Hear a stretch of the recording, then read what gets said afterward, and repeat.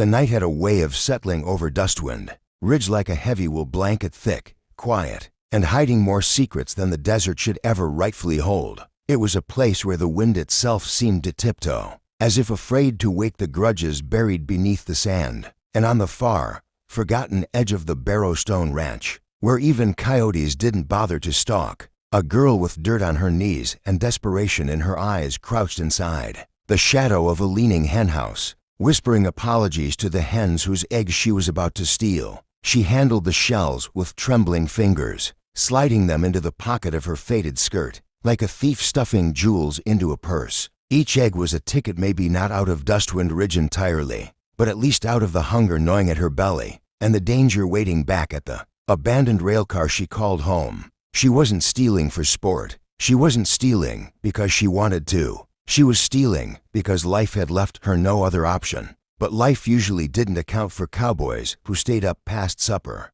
and life definitely didn't prepare her for him. A bootstep crunched against the gravel just outside the henhouse, crisp enough to stop her lungs mid-breath. She froze like a shadow pressed flat against the wall. For a moment she thought maybe it was just the wind, until the lantern light spilled across the dusty floorboards, long and bright and unignorable. "If you're fixing to take another one," a low voice drawled from the doorway, "you ought to be careful with the brown speckled ones. They're the quickest to crack." The girl whipped around, heart punching against her ribs, standing there with a tin lantern in one hand and a coil of rope slung over the other was a broad-shouldered cowboy hat tipped low, shirt unbuttoned at the throat, and eyes sharp enough to slice through her excuses before she could form them. His presence filled the doorway like he'd been carved directly out of the land. A man who belonged here. A man who was dangerous precisely because of that. She swallowed hard. I didn't hear you.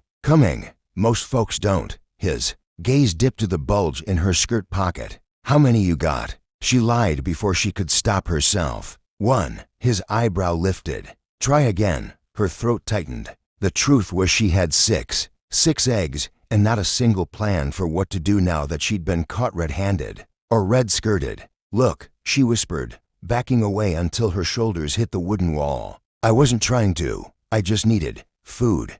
He finished for her. "People don't risk trespassing on Barrowstone land for souvenirs." His voice wasn't angry. That scared her more than if he had yelled. Angry men were predictable. Quiet, steady men. They were storms disguised as summer evenings. "Are you gonna take me to the sheriff?" she asked, voice barely a breath. "You want me to?" Her head snapped up. "No." "Then don't offer it like you do."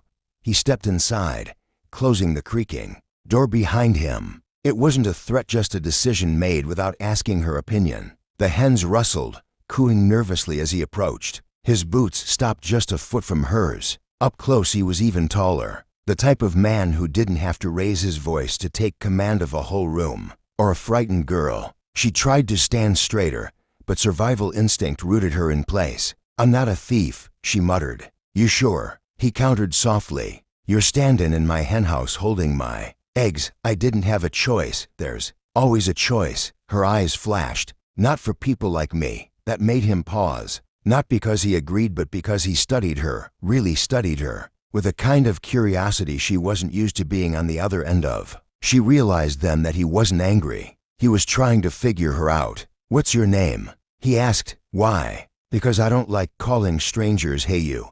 She hesitated. Telling a stranger your name in Dustwind Ridge was like handing over a piece of yourself, but hiding it now wouldn't help. "Lena, Lena," he repeated, like he was testing how it sounded rolling off his tongue. "I'm Colt." Of course his name was Colt. A man like him could never be anything. Gentle like Aaron or Michael. He crossed his arms. "Mind telling me why you thought slipping in here after midnight was a good idea?" Lena dug her heel into the dirt, gaze dropping. "Didn't have money for food. This ranch is big, figured nobody would notice a few eggs gone missing. I noticed. Lucky me," she muttered. His mouth quirked. It wasn't quite a smile, more like amusement threatening to break through. "You got family around?" No, she didn't elaborate. She didn't need to. In towns like this, people without family were just ghosts who breathed. The lantern crackled softly between them. Colt reached out and held his hand open, palm up. "Give 'em here, the eggs, unless you got dynamite stuffed in that pocket."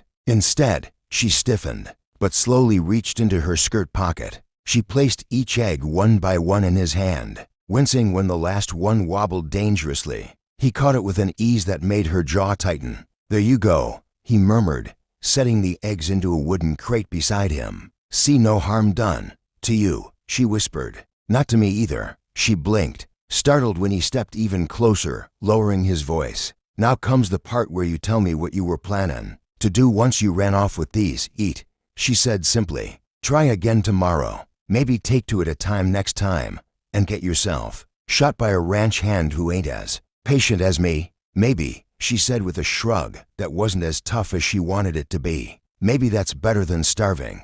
Colt's jaw flexed just a twitch, but one she didn't miss. Something had shifted in his eyes, something dangerous, not because he meant her harm, but because he felt something, and feeling made people unpredictable. "You done with that?" she asked, nervously. "Done with what? Looking at me like that? Like what? Like you're trying to fix me?" "No," he said, surprising her. "I don't fix people. I just don't let them dig their own graves either." Her pulse hammered. "So what are you gonna do with me?" Colt leaned one shoulder against the wall, crossing his ankles casually like a man who had all the time in the world. "You got two options, Lena." Her stomach dropped. Here it was, the punishment, the decision she'd been terrified of since she stepped foot on Barrowstone land. "You can work." He paused just long enough to make her heart stop. "Or wear white beside me forever." Lena's breath caught in her throat. "Excuse me, those are the choices," he said calmly. "Work to earn what you need, or marry me." She gaped at him. "Why would you? You don't even know me." "I know enough. That's insane." "Probably." She stared at him like he'd spoken in another language. "You'd marry a stranger you caught stealing eggs? Better than leaving you to starve." "I don't need saving. You need something," he said. "I'm giving you a way out." She backed away, trying to understand if this was some twisted joke or the strangest proposal the West had ever seen. "Why?" she whispered. "Why give me a choice like that?" Colt didn't smile, didn't blink, didn't look away. "Because I don't believe in letting good people drown." "You don't even know if I'm good." "I'd know if you weren't." Silence thickened between them. Outside, the desert wind rustled dry grass like a warning or an invitation. Lena stared at him, breath trembling. I don't know what to say." "Don't need to say anything. Tonight," he nudged the door, open with his boot. "You'll stay in the guest cabin till morning. Then you decide." "I can't just." "You can," he said gently. "And you will." He started to walk out, lantern swinging at his side. Before he stepped away, he looked over his shoulder, voice low enough to make her shiver. "Just so we're clear, Lena, I don't offer choices twice." And then he was gone, his silhouette swallowed by moonlit dust. Lena stood alone in the henhouse, heart pounding, mind racing, caught between the life she knew and the one the cowboy had just thrown at her feet. Dawn came to Barrowstone Ranch like a slow-burn sunrise, warm and gold, stretching its glow across the plains as if painting a new beginning. Whether anybody asked for one or not, Lena sat on the edge of the small guest cabin's bed, blinking into the early light with the uneasy awareness that she'd slept under a real roof for the first time in months. Real walls, real blankets, no wind seeping through rotten railcar boards, no cold biting at her toes, and no fear that something, whether hunger or someone cruel, might rip her out of sleep and into danger. It should have felt like comfort. Instead, it felt like a borrowed dream she'd have to give back before she got used to it. Her fingers toyed with the frayed hem of her skirt as she replayed Colt's words over and over in her mind.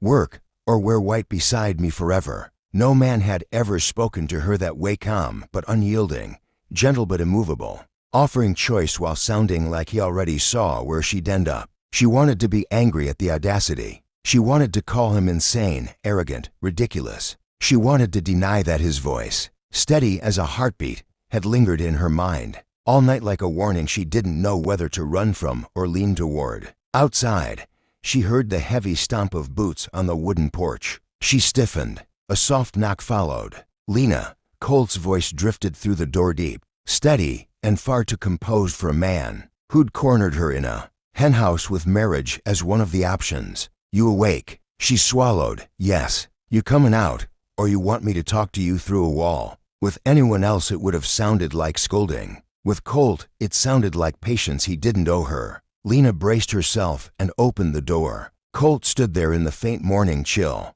hat tilted back, sleeves rolled to his elbows. The early sun caught the edges of him, painting his rough edges in gold. She hated that he looked even more overwhelming in daylight, like the kind of man who could flip a world upright just by deciding to. "Morning," he said simply. Lena nodded, uncertain. "Morning. You sleep. Some. That's more than nothin'." Awkward silence stretched between them until Colt jerked his chin toward the barns. "Walk with me." It wasn't a command, but it wasn't a request either. It was something in between, the kind of words a man said only when he was used to people listening. Lena hesitated but followed him down the dusty path. The air smelled of hay, horses, and the faint sweetness of warm earth. Ranch hands were already at work hauling feed, checking fences, flowing around Colt with nods of greeting that told her exactly what he was on this land. Not just a cowboy, the one everyone looked toward before speaking, the one whose presence shifted the air like a weight balanced across shoulders. "Is all this yours?" Lena asked quietly. "Half mine," Colt said. "Other half belongs to my uncle. He's retired mostly, leaves me to run the place, so people listen to you." He glanced at her, amused. "That bother you?" "No," she said too quickly. "Just makes me wonder why a man like you would worry about a girl like me stealing a few eggs. That's your question, not the marriage part." Her cheeks warmed. "I'm still processing that." "Good," Colt said, stopping near the fence line. "Because I meant it." Lena's pulse stuttered. Colt hooked his thumbs into his belt and leaned back slightly, eyes fixed on her like she was a puzzle he intended to solve, piece by fragile piece. "Here's the thing, Lena," he said softly. "You were hungry enough to risk getting shot, desperate enough to steal from a ranch known for keeping tight watch, and stubborn enough to argue with the man who caught you." She stiffened. "You think that makes me foolish?" "No." His gaze softened. "I think it makes you a survivor, and survivors are people I don't mind taking chances on." She didn't know whether to step closer or step back. Colt continued, voice low. "You got two paths. One, I put you to work here. Real work, hard work. Pay you honest. You get meals, shelter, and a place to stand on your own feet again. And the other," she whispered. Colt's voice dropped even lower, dangerous in its gentleness. "You stand beside me, permanently." Her throat tightened. Why offer that? You don't even know what kind of person I am." "Sure I do," he said. "You put every egg you stole back in my hand without cracking a single one. You didn't cry. You didn't beg. You didn't lie your way into some sob story. You owned it." His gaze swept over her with quiet intensity. "And I trust people who own their truth." "I didn't say everything," she murmured. "You didn't have to." Another long silence. Wind whispered through the grass. Horses snorted softly in the distance. Lena stared at the ground. "I can't marry you. You saying no. I'm saying I don't understand you." Colt chuckled a low, warm sound that wrapped around her ribs and tightened something she didn't want tightened. "Understanding comes later. Right now you just choose which road you want your boots on." "But why me?" "Because you walked into my night as if fate shoved you through the door. Because trouble follows you, but you still haven't let it stomp out the fire in your eyes. And because," he paused, studying her like a man memorizing something important. "I don't get drawn to people often, Lena.